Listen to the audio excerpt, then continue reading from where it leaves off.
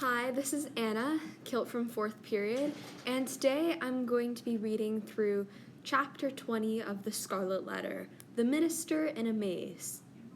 As the minister departed, in advance of Hester Prynne and little Pearl, he threw a backward glance, half expecting that he should discover only some faintly traced features or outline of the mother and the child, slowly fading into the twilight of the woods.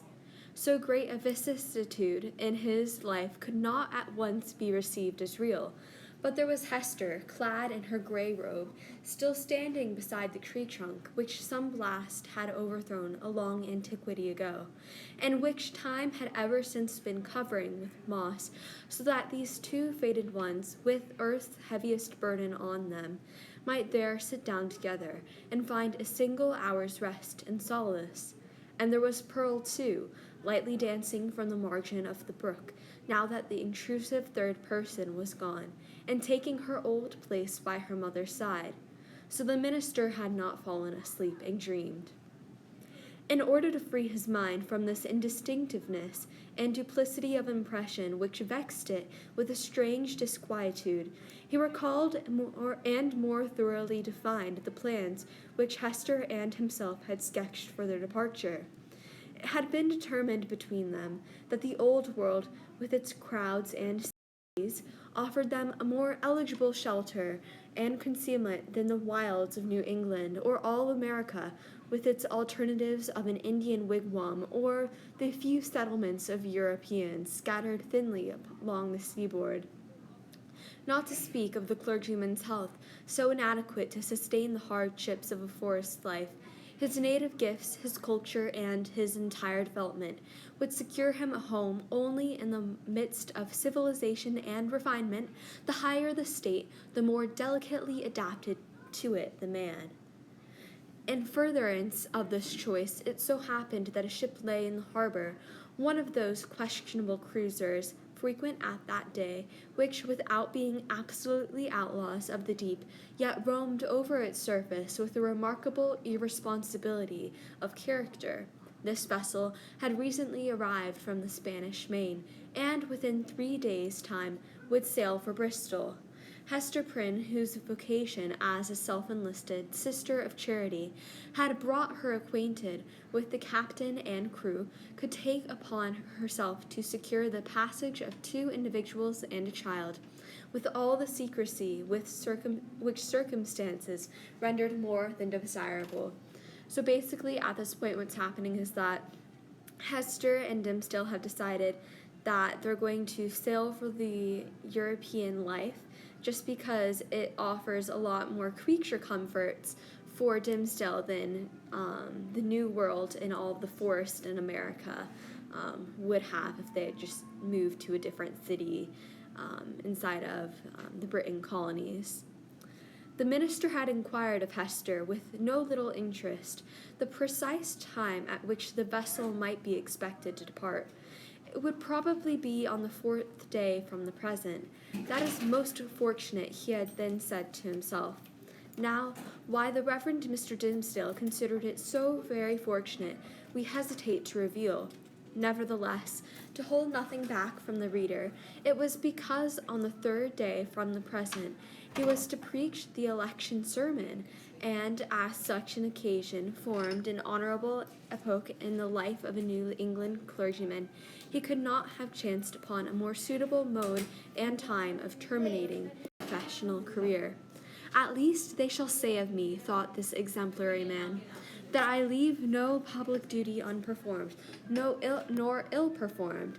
Sad indeed that an introspection so profound and acute as this poor minister's should be so miserably deceived. We have had, and may still have, worse things to tell of him, but none, we apprehend, so pitiably weak, no evidence at once so slight and irrefragable, of a subtle disease that had long since begun to eat into the real substance of his character. No man, for any considerable period, can wear one face to himself and another to the multitude, without finally getting bewildered as to which may be true. So basically, Dimmesdale's happy that they're going to be leaving right after one of the pinnacle points of his career as a minister. The excitement of Mr. Dimsdale's feelings as he returned from his interview with Hester let him unaccustomed physical energy and hurried him townward at a rapid pace. The pathway among the woods seemed wilder, more uncouth, with its rude natural obstacles, and less trodden by the foot of man than he remembered it on his outward journey. But he leaped across the plashy places, thrust himself through the clinging underbrush, climbed the ascent, plunged into the hollow, and overcame, in short, all the difficulties of the track with an unweariable activity that astonished him. He could not but recall how feebly and with what frequent pauses for breath he had toiled over the same ground only 2 days before. As he drew near the town, he took an impression of change from the series of familiar objects that presented themselves. It seemed not yesterday, not one nor two, but many days, or even years ago, since he had quitted them. There, indeed, was each former trace of the street, as he remembered it, and all the peculiarities of the house, with the due multitude of gabled peaks and weathercock at every point where his memory suggested one. Not the less, however, came this importunately obtrusive scene of change. The same was true as regarded the acquaintances whom he met, and all the well-known shapes of human life about the little town. They looked neither older nor younger now. The beards of the aged were no wider, nor could the creeping babe of yesterday walk on his feet today. It was impossible to describe in what respect they differed from the individuals on whom he had so recently bestowed a parting glance, and yet the minister's deepest sense seemed to inform him of their mutuality. A similar impression struck him most remarkably as he passed under the walls of his own church. The edifice so very strange, and yet so familiar in aspect that Mr. Dimsdale's mind vibrated between two ideas, either that he had seen it only in a dream hitherto, or that he was merely dreaming about it now. So at this point, Dimsdale is just in a state of shock, thinking about how energized he feels now that he has a new hope ahead of him for in Europe. And he's basically contemplating the difference between his physical being now and a couple days earlier when that hope wasn't presented. This phenomenon, in the various shapes which it assumed, indicated no external change, but so sudden and important a change in the spectator of the familiar scene that the intervening space of a single day had operated on his consciousness like the lapse of years. The minister's own will and Hester's will, and the fate that grew between them, had wrought this transformation. It was the same town as heretofore, but the same minister returned not from the forest. He might have said to his friends who greeted him, "I am not the man for whom you take me. I left him yonder in the forest, withdrawn into a secret dell by a mossy tree trunk, and near a melancholy brook. Go seek your minister, and see if his emaciated figure, his thin cheek, his white, heavy, pain-wrinkled brow, be not flung down there like a cast-off garment." His friends, no doubt, would have still insisted with him, "Thou art thyself the man," but the error would have been their own, not his. At this place, basically what he's saying is that he's a different person, and although the townspeople and his friends would have said that he had not changed, Dimsdale in his own heart knew that he was a completely different person on the inside. Before Mr. Dimsdale reached home, his inner man gave him other evidences of a revolution in the sphere of thought and feeling.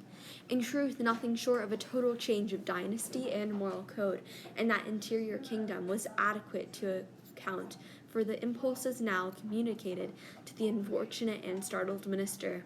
At every step he was incited to do some strange, wild, wicked thing or other, with a sense that it would be at once involuntary and intentional, in spite of himself, yet growing out of a profounder self than that which opposed the impulse. For instance, he met one of its own deacons. The good old man addressed him with the paternal affection and patriarchal privilege which his venerable age, his upright and holy character, and his station in the church entitled him to use, and conjoined with this, the deep, almost worshipping respect which the minister's professional and private claims alike demanded. Never was there a more beautiful example of how the majesty of age and wisdom may comport with the obedience and respect enjoined upon it, as from a lower social rank and inferior order of endowment toward a higher. Now, during a conversation of some 2 or 3 moments before the Reverend Mr. Dimsdale and this excellent and hoary-buried deacon, it was only by the most careful self-control that the former could refrain from uttering certain blasphemous suggestions that rose into his mind respecting the communion supper. He absolutely trembled and turned pale as ashes, lest his tongue should wag itself in utterance of these horrible matters, and plead his own consent for doing so, without his having freely given it. And, even with this terror in his heart, he could hardly avoid laughing to imagine how the sanctified old patriarchal deacon would have been petrified by his minister's impiety. Again, another incident of the same nature. Hurrying along the street, the Reverend Mr. Dimsdale encountered the eldest female of his church, a most pious and exemplary old dame, poor, widowed, lonely, and with a heart as full of reminiscences about her dead husband and children, and her dead friends of long ago, as a burial ground is full of storied gravestones. Yet all this, which would else have been such heavy sorrow, was made almost a solemn joy to her devout old soul by religious consolations and the truths of Scripture, wherewith she had fed herself continually for more than 30 years. And, since Mr. Dimsdale had taken her in charge, the good grand man's chief earthly comfort, which, unless it had been likewise a heavenly comfort, could have been nothing at all, was to meet her pasture, whether casually or of set purpose, and be refreshed with a word of warm, fragrant, heaven-breathing gospel truth from his beloved lips into her dulled and rapturously attentive ear. Mr. Dimsdale, as the great enemy of souls would have it, could recall no text of Scripture, nor aught else, except a brief, pithy, and, as it then appeared to him, unanswerable argument against the immortality of the human soul. The instillment thereof into her mind would probably have caused this aged sister to drop down dead at once as the effect of an intensely poisonous infusion. That's really funny. What he really did whisper, the minister could never afterwards recollect. There was, perhaps, a fortunate disorder in his utterance, which failed to impart any distinct idea to the good widow's comprehension, or which Providence interpreted after a method of its own. Assuredly, as the minister looked back, he beheld an expression of divine gratitude and ecstasy that seemed like the shine of the celestial city on her face, so wrinkled and ashy pale. Again, a third instance. After parting from the old church member, he met the youngest sister of them all. It was a maiden newly won, and won by the Reverend Mr. Dimsdale's own sermon of the Sabbath after his vigil, to barter the transitory pleasures of the world for the heavenly hope that was to assume a brighter substance as the life grew dark around her, and which would gild the utter gloom with final glory. She was fair and pure as a lily that had bloomed in paradise. The minister knew well that he was himself enshrined within the stainless sanctity of her heart, which hung its snowy curtains about his image, imparting to religion the warmth of love, and to love a religious purity. Satan that afternoon had surely led the poor young girl away from her mother's side and thrown her into the pathway of the sorely tempted, or shall we not rather say, this lost and desperate man. As she drew nigh, the arch-fiend whispered him, to condense into small compass and drop into her tender bosom a germ of evil that would be sure to blossom darkly soon and bear black fruit betimes. Such was his sense of power over this virgin soul, trusting him as she did, that the minister felt potent to blight all the field of innocence with but one wicked look, and develop all its opposite with but a word. So, with a mightier struggle than he had yet sustained, he held his Geneva cloak before his face and hurried onward, making no sign of recognition, and leaving the young sister to digest his rudeness as she might. She ransacked her conscience, which was full of harmless little matters like her pocket or her work bag, and took herself to task, poor thing, for 1,000 imaginary faults, and went about her household duties with sullen eyelids next morning. So basically, at this point, he's trying to prevent the girl from catching whatever disease of evil he has within his heart. So he just completely ignores her and doesn't stop to talk to her because he thinks that maybe by talking to her, she'll get that passed on. Before the minister had time to celebrate his victory over this last temptation, he was conscious of another impulse, more ludicrous and almost as terrible. It was, we blush to tell it was to stop short in the road and teach some very wicked words to a knot of little Puritan children who were playing there and had but just begun to talk, denying himself this freak as unworthy of his cloth. He met a drunken seaman, one of the ship's crew from the Spanish Main, and here, since he had so valiantly forborne all other wickedness, poor Mr. Dimmesdale longed, at least, to shake hands with the tarry blackguard and recreate himself with a few improper jests, such as dissolute sailors so abound with, and a volley of good, round, solid, satisfactory, and heaven-defying oaths. It was not so much a better principle as partly his natural good taste, and still more his buck-rammed habit of clerical decorum that carried him safely through the latter crisis.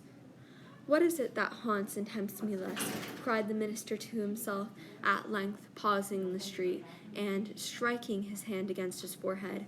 "Am I mad, or am I given over utterly to the fiend? Did I make a contract with him in the forest, and sign it with my blood?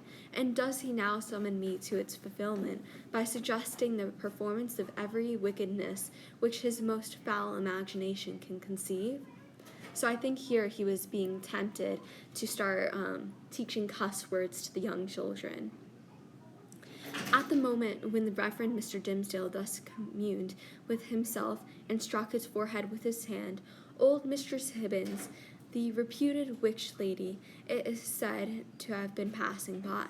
She made a very grand appearance, having on a high headdress, a rich gown of velvet, and a ruff done up with the famous yellow starch of which Anne Turner, her especial friend, had taught her the secret before this last good lady had been hanged for Sir Thomas Overbury's murder.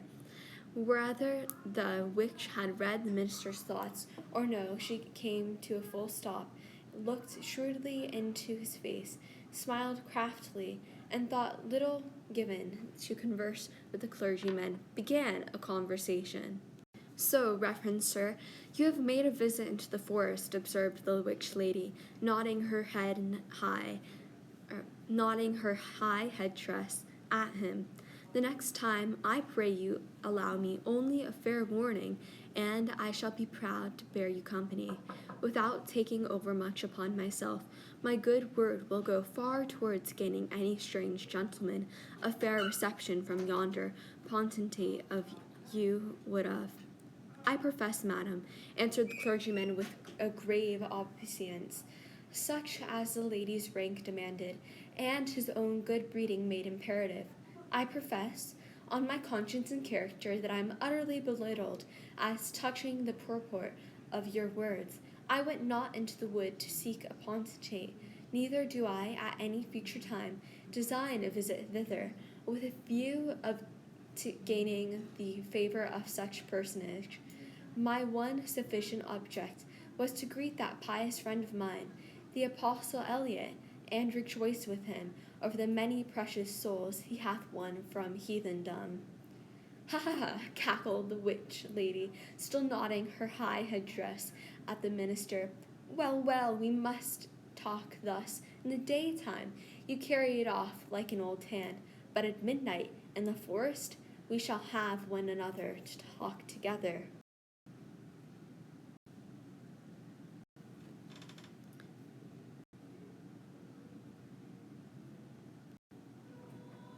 She passed on with her aged stateliness, but often turning back her head and smiling at him like one willing to recognize a secret intimacy of connection.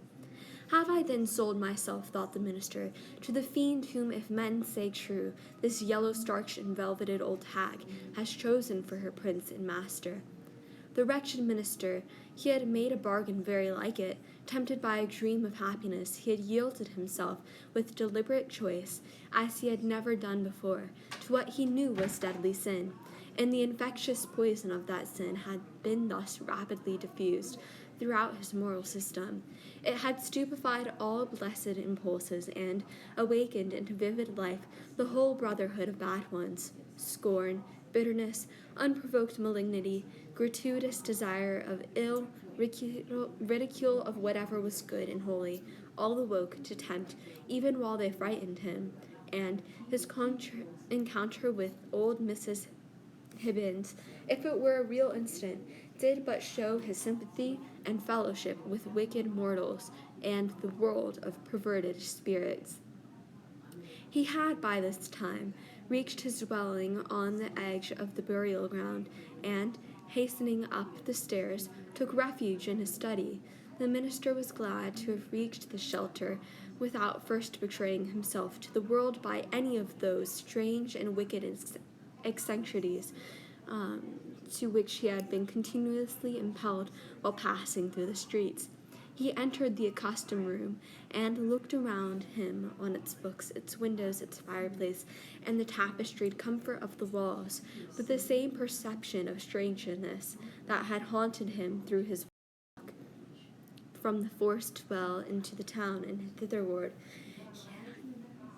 Here he had studied and written, here gone through fast and vigil and come forth half alive, here striven to pray, here borne 100,000 agonies.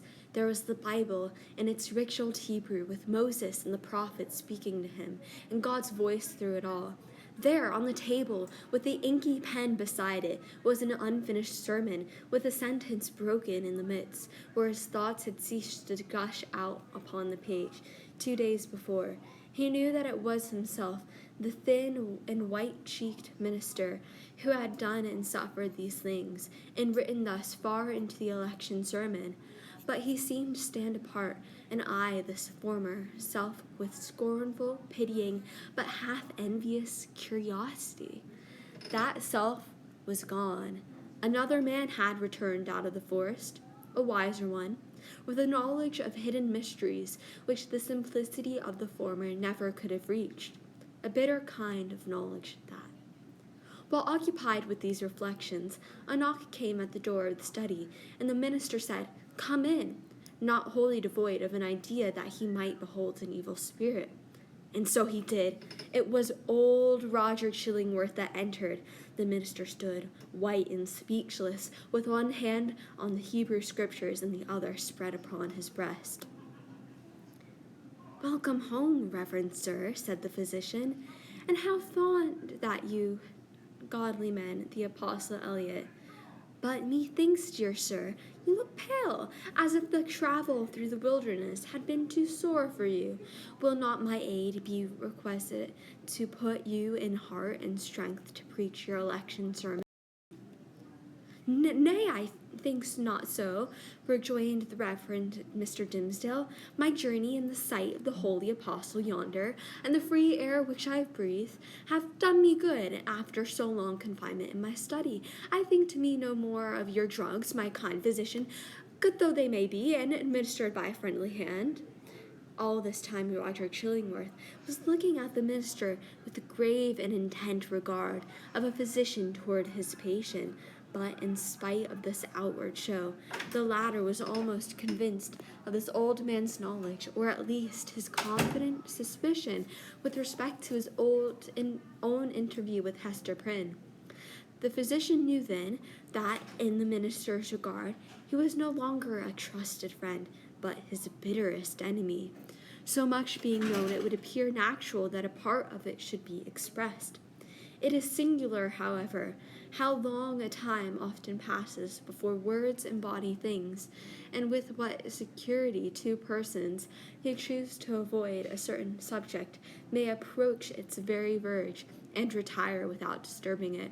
Thus, the minister felt no apprehension that Roger Chillingworth would touch in express words upon the real position which they sustained towards one another. Yet did the physician in his dark way creep frightfully near the secret. "Were it not better," said he, "that you use my poor skill tonight? Verily, dear sir, we must take pains to make you strong and vigorous for this occasion of the election discourse. The people look for great things from you, apprehending that another year may come about and find their past one." "Ye to another world," replied the minister with pious resignation. "Heaven grant it be a better one, for in good sooth I hardly think to tarry with my flock through the fitting seasons of another year. But, touching your medicine, kind sir, in my present frame of body, I need it not." "I joy to hear it," answered the physician. "It may be that my remedies, so long administered in vain, begin now to take due effect. Happy man were I, and well deserving of New England's gratitude, could I achieve this cure." "I thank you from my heart, most watchful friend," said Reverend Mr. Dimmesdale with a solemn smile. "I thank you, and can but requite your good deeds with my prayers." "A good man's prayers are a golden recompense," rejoined old Roger Chillingsworth, as he took his leave. "Ye, they are current gold coin of the New Jerusalem, with the king's own mint mark on them." Left alone, the minister summoned a servant of the house and requested food, which, being set before him, he ate with ravenous appetite.